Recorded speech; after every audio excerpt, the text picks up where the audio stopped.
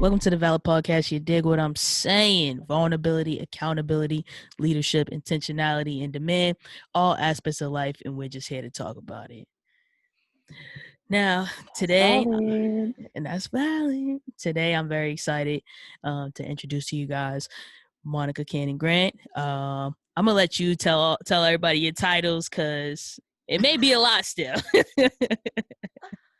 I'm telling you, I'm gonna get it down to one title. I'm working on it, but I don't even know where to start. Community activist, organizer, CEO of Violence in Boston, mom, all the things.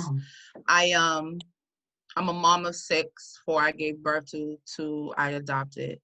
And yeah, I think those are all my titles. You want a quick little like bio?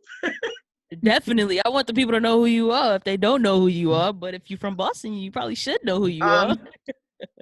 I will hope so at this point. Right. So, 2 votes, 2017, organized 45,000 people to protest after what happened in Charlottesville. Can you hear me? Yep. You're back. November 2017, this woman who is an amazing friend of mine named Zena Merchant paid for me to become a nonprofit, was still broke. 2018, did some more protests in response to straight pride because it was really just white supremacists. 2019, more boots on the ground work getting done around my son. Put a gun to his head, pulled the trigger while I was standing next to him. The gun jammed. 2020, I don't even know where to start. The beginning of the year, we fed 80,000 people in 15 weeks in response to COVID. Got 2 pieces of legislation passed courtesy of Eric Gardner's daughter, Emerald, and Angie Curse, who was the wife of Andrew Curse, who died in the back of a police car in Schenectady. We got the Eric Gardner chokehold bill passed and the Andrew Curse Act passed. June 2nd, organized 55,000 people in response to George Floyd, Terrence Coleman, Burrell Ramsey, both who the last 2 died at the hands of the police in the city of Boston. Bostonian Social Justice Advocate of the Year, Bostonian of the Year, Greater Boston Chamber of Commerce, Top 10 Leader of the Year, Boston Celtics Hero Among Us, Boston Bruins Social Justice Advocate of the Year. All of that happened within the last 6 months. And I think that's it. I think I touched everything. So you just been going. Oh, and the only Black person to ever make the front page of the Globe 3 times, and I didn't kill anybody. Okay.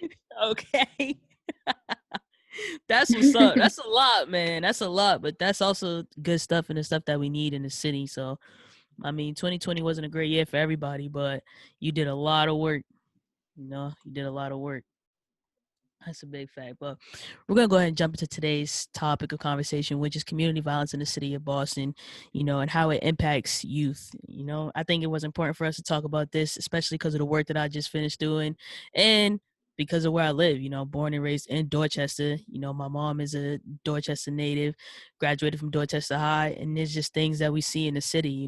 Personally, I feel like a lot of us who live in the city, we have trauma in some sort of way, and people just don't always see it or understand it because also we can normalize it. You know what I mean? I always tell people like, shots ring out. There's times where I may go to the window instead of other people dialing back, because that's just kind of normal to us. You feel me? So thought it would be great for us to talk about it. And to me, you're an expert, but you're a person that does the work. I think there's a difference in people who are up in these buildings and who make these decisions versus somebody who actually does the work, So I thought it was really important to get you on here. Absolutely. I think it's important that we know, oftentimes people be like, well, Boston isn't Chicago or Boston isn't Baltimore. Boston also is not the size of those cities. So that's an unfair comparison. When we look at the number of people, so I have the data for 2020 and it's disrespectful. So in 2019, we had 163 non-fatal shootings. 2020, we had 231. We had 28 homicides in 2019. We had 45 in 2020. We had a total of 276 people be shot in the city of Boston in 2020. Those were more than 50% increases on both of those numbers. And I think it's important to understand that the size of our city, that's a problem. But you couple in the pandemic, you couple in PTSD, you couple in unemployment, you couple in poverty, you couple in all the dynamics that are contributing factors to that: school closings, community center closings, people not being able to do the things that they normally do, no access to mental health care in a real way. A lot of people are not able to just jump on Zoom and get what they need. It's that face-to-face interaction that helps them to be able to cope. And I think that that plays a huge role. You know, violence is a symptom of poverty. And so part of the reason I started my organization was understanding that it was a symptom, but poverty's man-made. And so we can correct that error. And how do we do it in a way where we're servicing our people and not depending on government to do so? And so when I was an activist with Black Lives Matter for a short period of time, I learned how to grassroots fundraise. So I know how to raise money in spite of any organization ever giving me anything. Which puts me in an ideal position to be able to help take care of my community. So fast forward, we're getting ready to protest on MLK Day, and, you know, gathering intel from the other side in regards to what's happening in this country right now, white supremacy. We know that one of the things they plan to attack is our food source. So last week I ordered 5,900 pounds of food that I pick up tomorrow with a U-Haul truck, because if we get in a situation, we got to be able to take care of our people. And I don't think people think like that. They think, oh, we'll be fine, or the government got us, but those are the same people that have done this to us.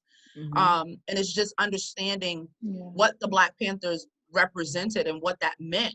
Like, we policed ourselves at one time, we fed ourselves at one time, we secured ourselves, we built whole programs and educated our kids ourselves. And those things were stolen from us. And so that's where it comes from with me in regards to doing this work around violence prevention and just putting a social lens on it.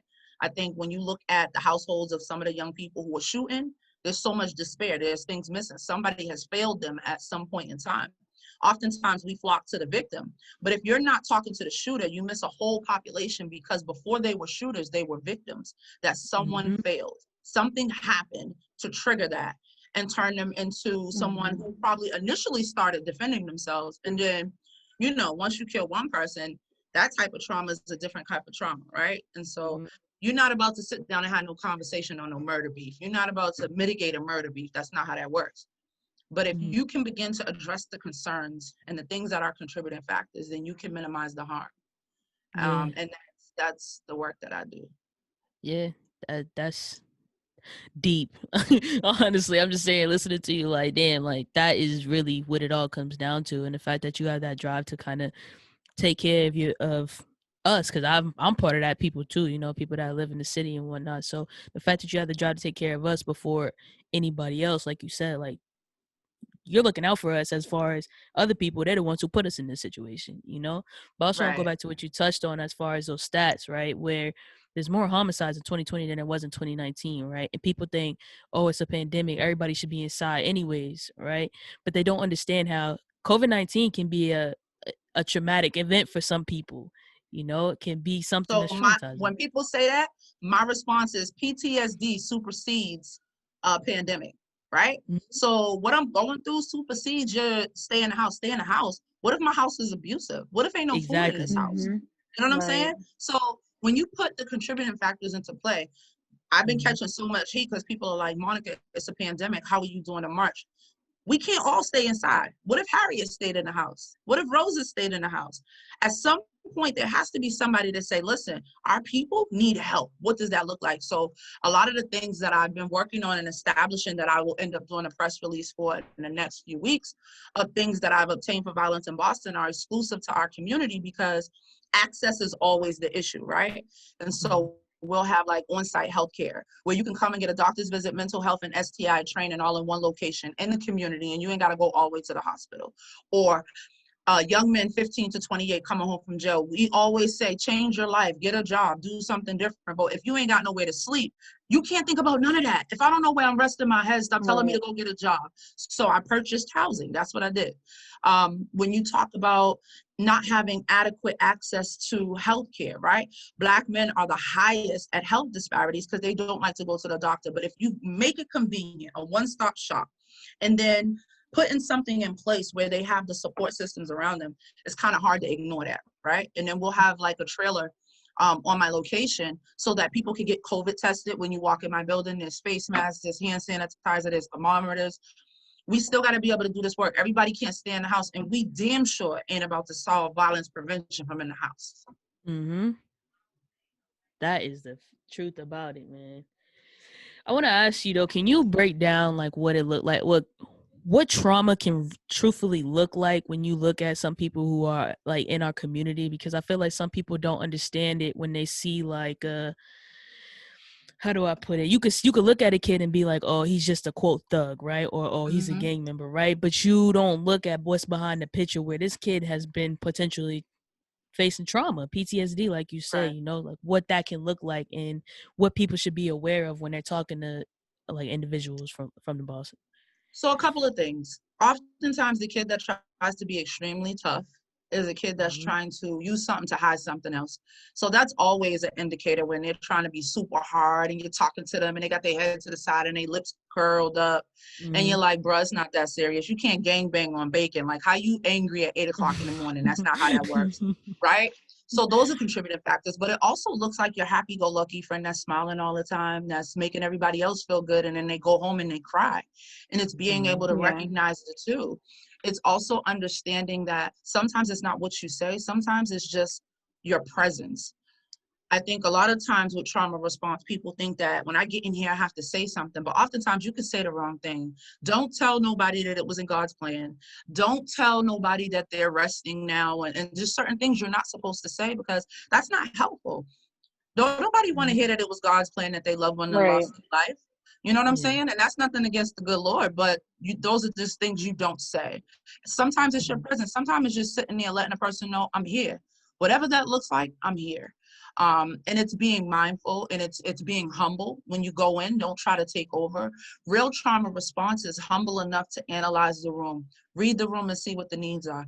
I don't Mm-hmm. show up unless I'm requested, and when I do show up, I ask what the needs are. I don't come in offering anything. Because the other piece is you never want to put yourself in a situation where you're offering something that you can't follow through on. That's Mm-hmm. the biggest thing that causes young people to disengage.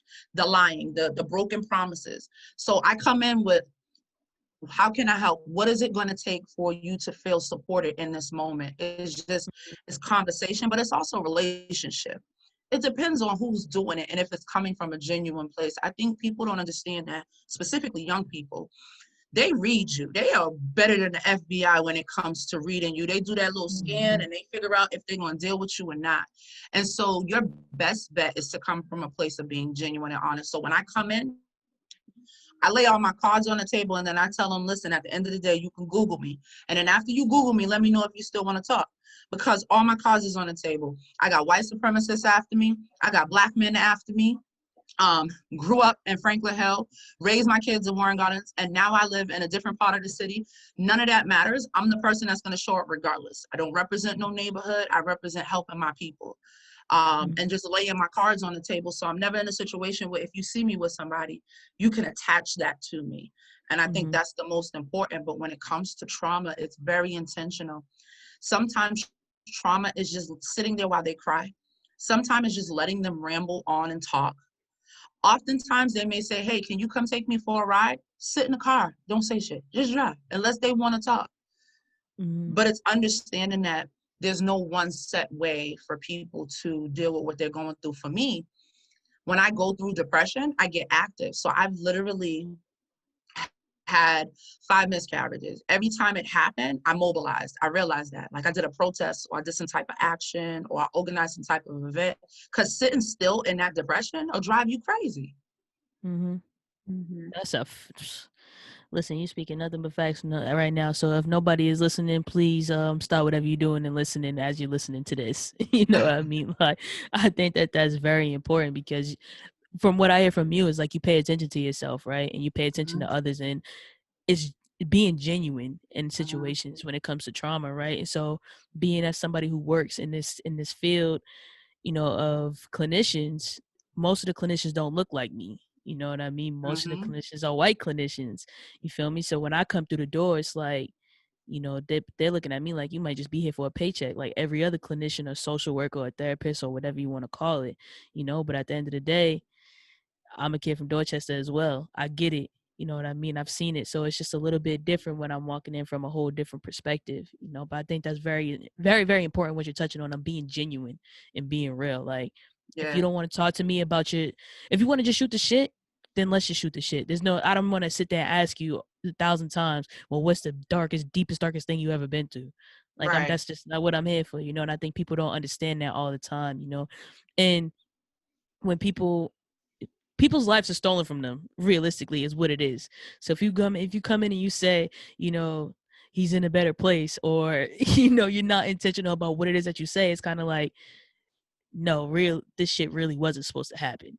You feel me? right. Like, that's just really what it comes down to. No, this shit was not supposed to happen, you The know. most you should say is, I'm sorry for your loss and I'm here. Oftentimes I've had people say stuff to me that made me want to punch them in their face. I never forget, I lost a child, and they were like, it was in God's plan. And I was like, who the hell are you to tell me what God's plan is? You know what I mean? Like, don't do Right. that. And so it's just being mindful, and especially with our people, we've suffered through so much PTSD.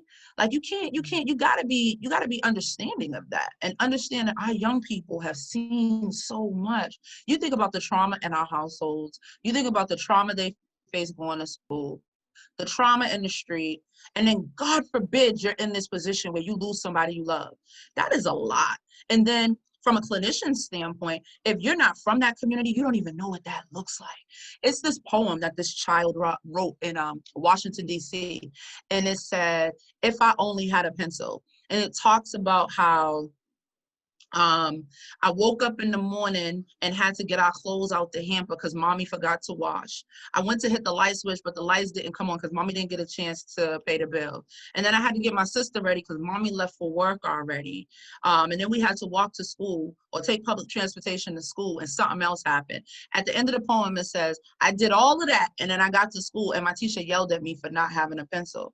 It's understanding the dynamics that transpire before that person encounters you. And you don't know what they went through before they encountered Mhm. you. And it's understanding that Black and brown kids go through a whole hell of a lot before they make it to school, before they make it to wherever they're going, and being mindful of that. So before you jump down their throat about something so minor, it's checking in with them. It's doing check-ins. Hey, let's check in. What's Mm-hmm. going on? Is everything okay? Do you need some support in a certain area? Only teachers that do that are teachers who are from your community and understand what that looks like. Yes, very true. As a mom, like, how do you, you know, instill this type of, I don't even know the words to put it, but how do you instill that in your son? You know what I mean? Or, you know, your children in general? Like, how do you instill that in them where they understand, you know, what they're walking into on a day-to-day basis, really, in this world? So first off, my kids is just as ratchet as everybody else's child. Let me just go off and say that right there. We're not about to act like the activists got the perfect kids. My son is 22. He thinks he's a rapper. And we have conversations in between Hennessy and marijuana. Um, my 19-year-old is in her first year at UMass Dartmouth, and she's trying to figure out life, but she's an introvert. And so I tell her, whoever she's going to date is going to have to break into the house because she never leaves. Um, and then my 17-year-old is in her last year of high school, and this is the only child I know that is late and a no-show to virtual class. Um, and then I have my little cousin who's 20. He's in his second year at UMass Dartmouth, and all he cares about is PS5. But he's in class all of the time because he has no option. His mom passed away from lupus, and I took custody of him when he was 14. Then I have an older one who's 23. He's in his third year at Fitchburg State, but I only see him when he wants food and money. And then there's the 2-year-old running around my house screaming gang, gang, right? And asking for Twinkies. And so it's an interesting dynamic. I think one of the things I'm proud of is that me and my kids have an open communication policy, which means they feel extremely comfortable coming to me. And I was mainly worried about it with the girls just because I didn't have the best relationship with my mom. You know what I'm saying? So was very intentional about them being comfortable to come talk to me. We would use different words when we talk about sex. So we talk about sex and we call it your bus card. I'd be like, have you lost your bus card yet? They'd be like, nah, I still got it. Like, those are the conversations that we have. And just making it so that when they get to the point where they feel like they're ready, we can have a conversation and they do it from a place of safety. I can't tell them not to do it. I was a teen parent, you know what I mean? I'm not going to be the hypocrite, but I also want you to be educated on what that looks like. Same thing with my son. He was my first, and I had him when I was 17. So the open door policy with him has been phenomenal to the point where it's a little uncomfortable because one day he come in the room and he could have snatching his pants down trying to show me something because he thinks something wrong. Wasn't nothing wrong with him, but you come to the realization that, oh my God, this kid want me to look at something and he ain't a little kid no more, and I don't think I want to look, you know. But you have to when you're the only parent in the house, so you knuckle up, do what you got to do, and then you later on you go, oh Lord Jesus, I hope that don't happen again. And what I will say that I'm proud of is this. My kids are fairly good kids, right?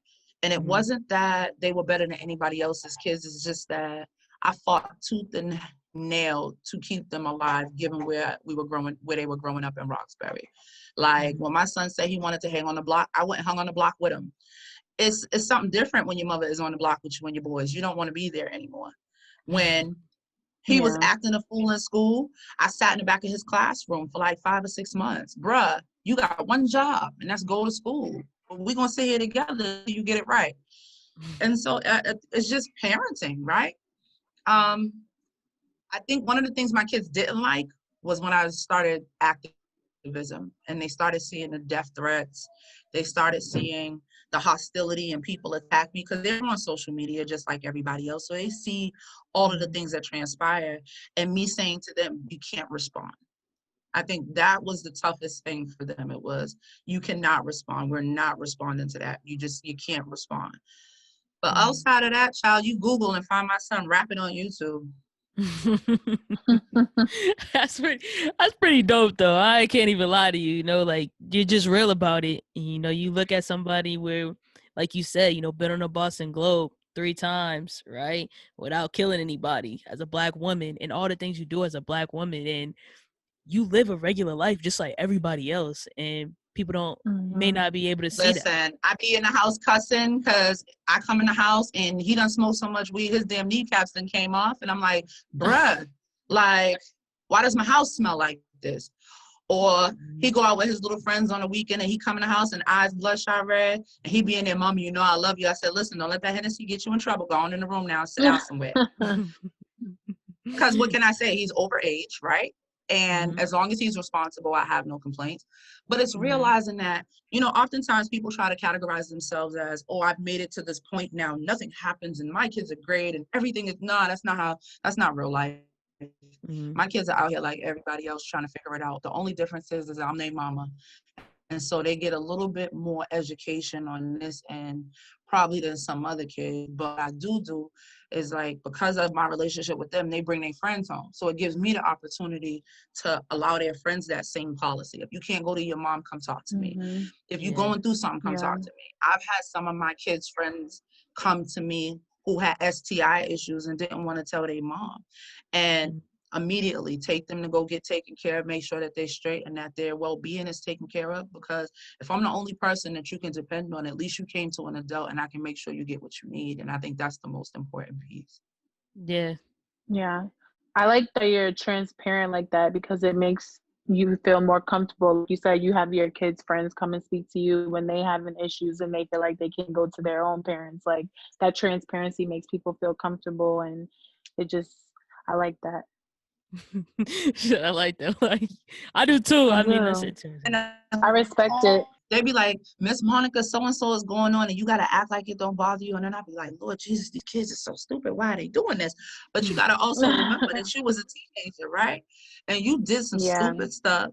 And so when you function from a place of, instead of being judgmental, understand what it is to be that teenager who is going through something super fearful and they just want help to fix whatever is wrong, and the last thing they need is to be screamed on, judged, or told how dumb they are, and just receive help. It's the same thing with working in violence prevention. When I was working for Roca, I used to violate the rules and bring young men home and have them sleeping on air mattresses in my house because they were breaking buildings to have somewhere to sleep at night, and I didn't want them breaking into nobody's building. That's dedication, honestly, is what it really is, right? Like sometimes people don't understand that you could be breaking the rules, right? But you're breaking the rules to protect somebody or to help somebody Right. in a different kind of way, right? So realistically, I get why it's a rule, but if it keeps this kid from not doing what he's been doing, then who are we hurt? Who are we hurting? You know what I And mean? those kids come looking for you later on. Like I just recently seen the young man who I did that for, and I looked and I called his name and he's like, "Oh my God, sis!" And he like literally tried to jump a fence to come where I was, because when I tell you I went to court and argued with a judge, like, so what I need you to do is not lock him up and release him to my custody so I can help him get a job and help him get sustainable and do all of the things that he needs to do. Like I've argued with judges for young Black boys, and I'll do that shit again, because understanding that once you get into that system, it's hard to get out. So Mm-hmm. yeah. Yeah, that's the truth about it, for real. How would you like? What advice would you give to young men and young women now? Because honestly, the women gangs are going. They're out there. Women go through trauma too. The young women who lose their boyfriends, their dads, like all of that. You know what I mean? Like, what advice would you give to the youth or people who are trying to help the youth as far as receiving the help? And I think doing the work that I'm doing now, the biggest thing is them asking for the help. Nobody wants to ask for help, and so I guess I'm coming to you and ask, like, how do we help them be comfortable with asking, not overgive, and make sure that they're safe, you know? So a couple of things. When you're offering to help, don't do it in a public way. Make them Mm-hmm. feel that they can come to you on their own. Nobody wants to be embarrassed. Mm-hmm. And it's being cognizant of that for them, their reputation and image means a lot. And it's just being mindful of that. What I would say to what I've been doing is just going around and letting them know this is the services that I offer. If you ever need a help, just call me, and just slide them my business card and wait for them to reach out. 9 times out of 10, it takes them no time before you get a message asking you for help. Um, but also be honest about what you can offer. Don't over offer because of what you're seeing that young person go through. Oftentimes we go in and we want to be Captain Save-A-Ho, and then you over exceed yourself. And then you end up causing disappointment, which causes a lack of trust. Be honest about what you can provide. In regards to what I would tell people providing service, be honest. Just be honest, be genuine, and don't be afraid to partner with people. I think that's one of the biggest issues in Boston is nobody wants to work together. We was talking about it before. But Yep. be genuine about working with the person. Don't just be, oh, she's popping right now, let me get close to her. But Mm-hmm. understand, I do this work for real. And the moment that I notice you ain't doing it next to me, I cut you off and keep it pushing. Mm-hmm. And so that's how I function. In regards to what I would tell young people is, listen, we're doing the best that we can. A lot of people are parents and don't even know how to be parents. There's no manuals to it. I was blessed that everybody made it to the ages that they are. They fed and alive. That is a success story. There's no handbook on parenting, just like there's no handbook on how to be a young adult. You're figuring it out and I'm figuring it out. I think open communication is necessary. Understanding that respect has no age limit. Young people deserve just as much respect as those who are older. It can't be that I'm the adult and then you got to respect me, but I can say whatever I want to say to you. That can't be it.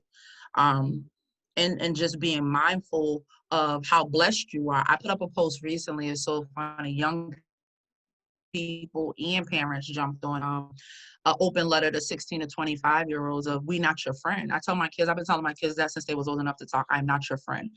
But what that means is I will respect you as a person. There's open communication. But when you turn 18, my legal responsibility stops.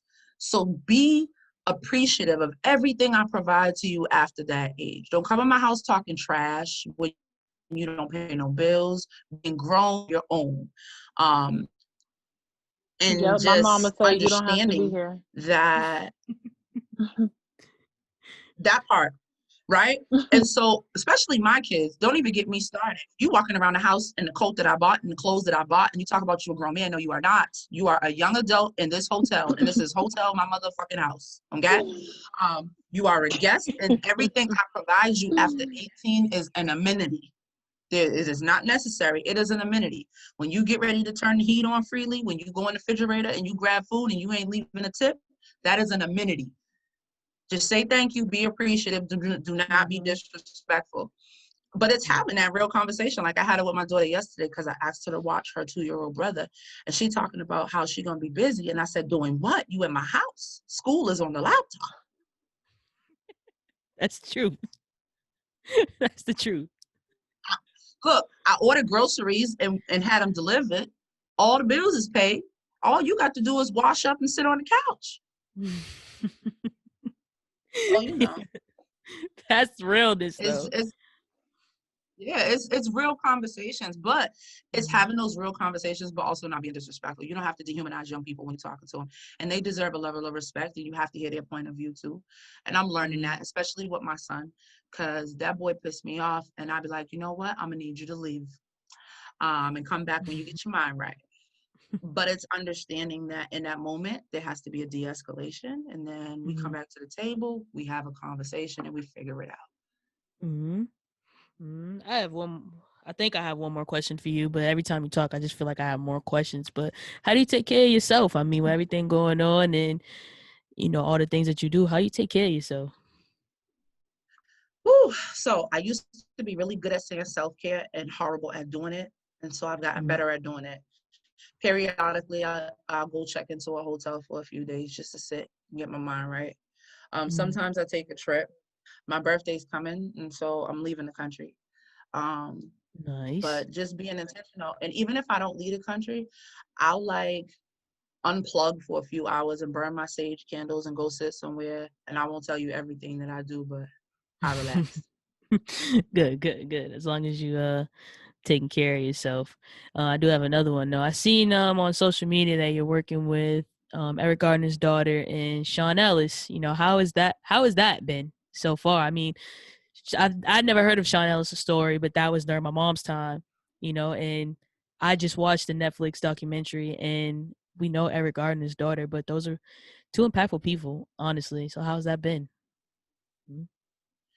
It's been amazing. I actually, how did I meet Emerald?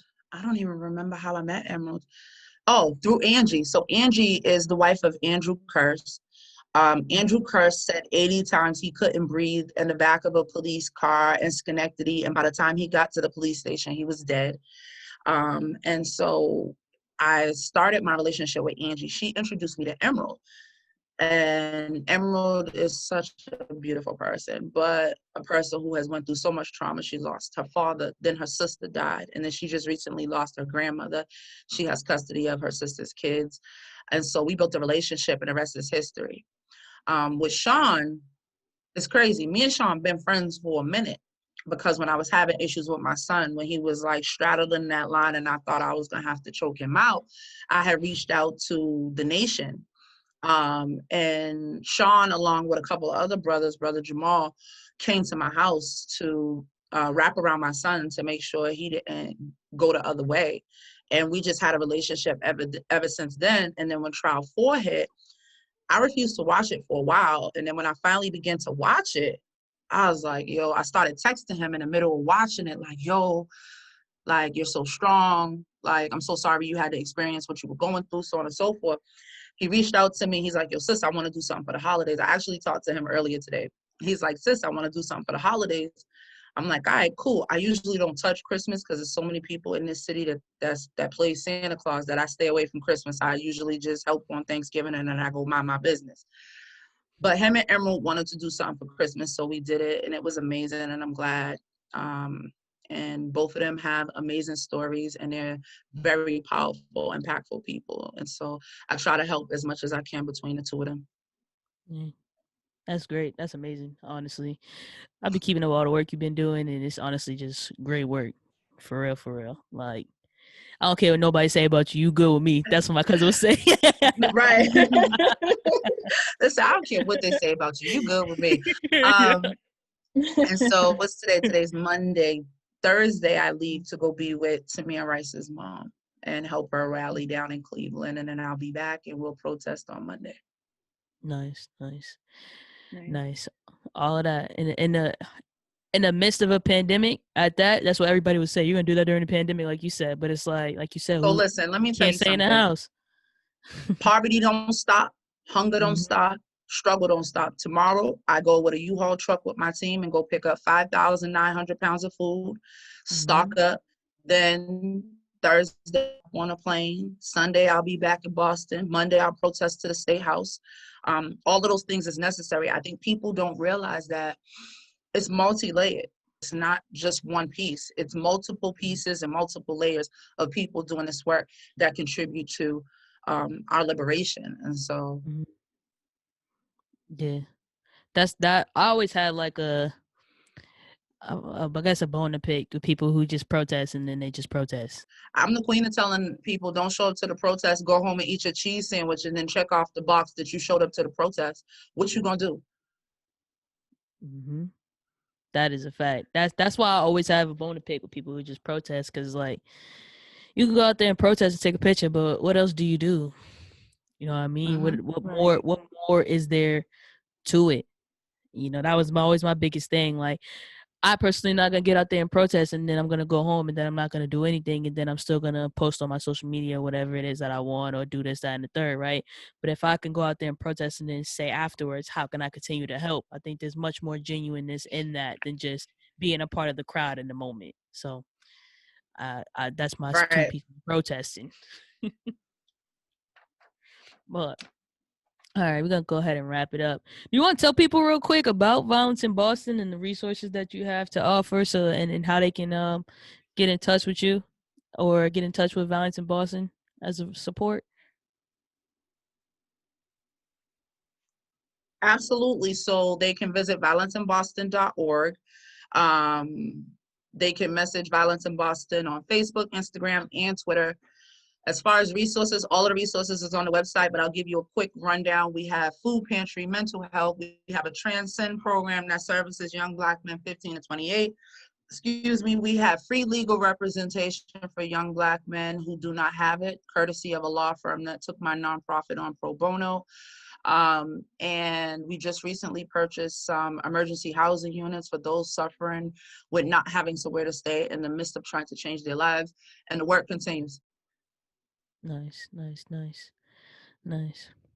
Shelby, any last questions before we wrap on up? No, I feel like we touched on a bunch. I just feel enlightened listening to everything that you said. I feel like I learned a lot. And I hope everyone pays attention and listens as well. Honestly, I think that this is great, and I truly do appreciate, you hopping on, Monica, with all your schedule and whatnot. You making time is special and important to me, and I'm serious about what I said as far as how can we do collab together where we could do something to give back to our community, Valid TV as a whole, the team and I. So I'll definitely keep in touch with you about that for sure. But we're gonna go ahead and wrap this up. Absolutely. And I'm everywhere, so you can always message me and I will respond. It may take me a little bit, but I'll respond. I got you. Thank you. I appreciate it. Well, like we always say, this is Valid TV, vulnerability, accountability, leadership, intentionality, and demand, all aspects of life, and we always just here to talk about it. Make sure you follow us on Instagram, Twitter. All of that will be in the link below, in the description below. We're going to put Violence in Boston's information in the description below as well. If you are listening to us on Spotify or Apple Podcasts, please make sure to head over to our YouTube and give us a subscribe and a like, all that good stuff. And we will see you guys in the next episode. Peace.